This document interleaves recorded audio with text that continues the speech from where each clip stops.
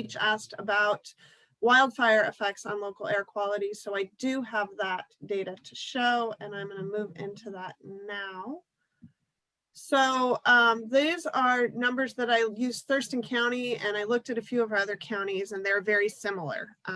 Some of our counties that typically have better air quality will probably see a higher impact from wildfire smoke than Thurston County would. So for example, Pacific County typically has very, very good air quality, so that when the wildfire smoke comes in, that would account for a higher percentage. But basically what we saw, this is for the last 4 years, we did not have any major wildfires in 2019. So I only looked at 2017, 2018, and 2020. So in 2017, there were 10 days of wildfire impacts on our air monitor, and that accounted for 13 to 15% of the annual PM 2.5 exposure. So basically, I just summed all of the PM 2.5 that a person would have breathed in during the year. And of all of that, 13 to 15% of it was from these 10 days in August and September. In 2018, it was 23 to 25% of the PM 2.5 exposure was from 9 days where we had wildfire smoke. So this is pretty significant. I mean, this is for the whole year. You got 25% of your PM 2.5 exposure in these 9 days. And in 2020, our favorite year ever, there were 12 days, and that accounted for 38 to 40% of our entire PM 2.5 exposure for the year. So how do I evaluate where the smoke is coming from? So that's wildfire. And so you'll see in 2017, over 90% of that was from British Columbia, sorry.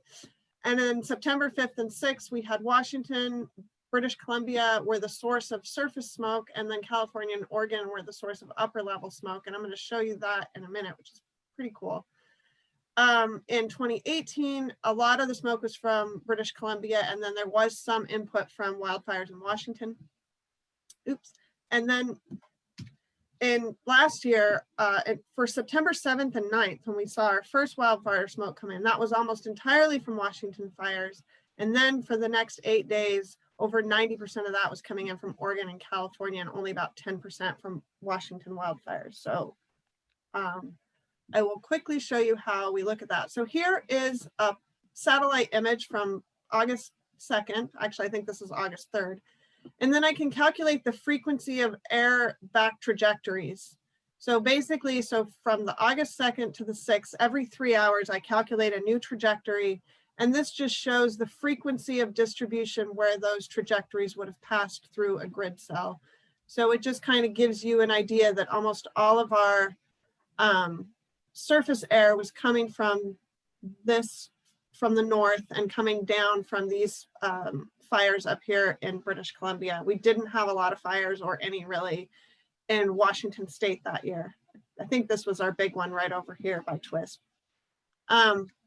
So this is the 2017 September 5th and 6th, which I thought was really interesting. So here's the satellite image from September, I think midday on September 5th. And you just see a lot of smoke, and the red dots are where all the fires are. And so this is Washington up here, Oregon, and then Northern California. And so I calculated the first air mass back trajectory, and this is for surface air. So where was the air that we were breathing at the surface coming from? And you can see that was coming down here from the north, from British Columbia, and some input from around this area. And then I calculated the back trajectories just a little bit higher up in the atmosphere at 500 meters. And that was all coming from this big fire right here. So this was all Washington fire. And you can see a lot of the smoke that we would see in the atmosphere was actually coming in from fires, and even as far away as Montana and Idaho. But I think this was the Jolly Mountain fire. And I think that was our biggest input here in Thurston County. And then I calculated the back trajectory at 2,000 meters. So we would have seen that smoke. And all of that smoke was coming in from Oregon and Northern California, as you can see from these back trajectories. So when you look at the satellite image without doing these back trajectories by level, it's hard to really tell where the smoke that we're breathing is coming from, and it can be coming from all over. So that's just a cool example of how you can see smoke from really everywhere. This is the August 13th through 15th in 2018. So again, you can see that was coming down from British Columbia. These are the big source of the fires up here in British Columbia, and there were a few here in Washington. So this was where I got, you know, mostly coming from British Columbia with a little input here from our Washington fires that were coming over as well. And you can see that in these trajectories. And then this is our little movie that I'm going to go through for 2020, which I already showed you. So I have this coming up. Just give it a second. Come on, internet. There you go. So this is starting on September 26th.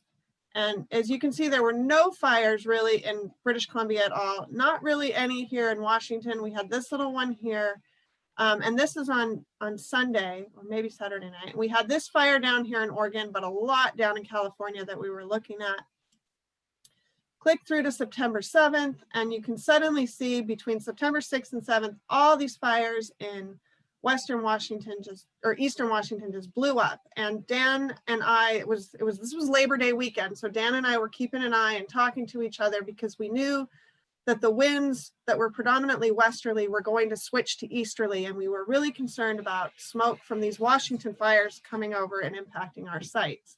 So that was on September 7th. But what ended up happening was the winds did switch, and you can see that here clearly. We can zoom in a little bit. This fire popped up, but you don't see a lot of smoke coming from these Eastern Washington fires. And that's largely because when the wind switched, it blew the fires back over areas that are already burnt and effectively helped control those fires and reduce the smoke. So we have, this is the Cougar Mountain fire down here, and then you just see these fires in Northern California and Oregon blow up. But we are starting to see on the 7th and the 8th, you can't really see it in the satellite picture compared to this, but we did see a bunch of smoke that was already over in Eastern Washington come over and start to drive our values up. So that was all of our Washington wildfire smoke that came in on the 7th and the 8th and the 9th. And then kind of cleaned out for a couple of hours. And then on the 10th, suddenly this huge pile of smoke that was all going out to the Pacific. So you start to see it creep up. And this is where we really hit hard with the smoke. And that was all of these Oregon and California fires coming up. And suddenly, and the Washington fires were pretty much gone. You know, you still see a few little red dots, but not much. And this was all then just going through. We had this huge reservoir of smoke out here in the Pacific, so it really just didn't matter which way the winds were blowing. We were going to get it no matter what. And now you see the westerlies reassert, which is our more common wind direction, and they just blew all that smoke from the Pacific back out over here. So I thought that was kind of an interesting little story to show you after the fact.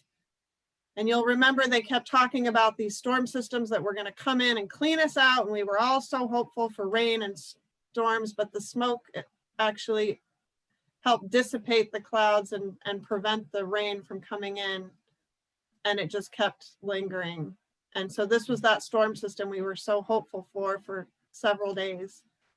And then finally it moved through on the 18th. And that's when our air cleared out and pushed all the smoke. So that is the story of 2020. And I think that is all I've got for you. So that is my explanation for wildfire impacts on air quality for the last 3 years. So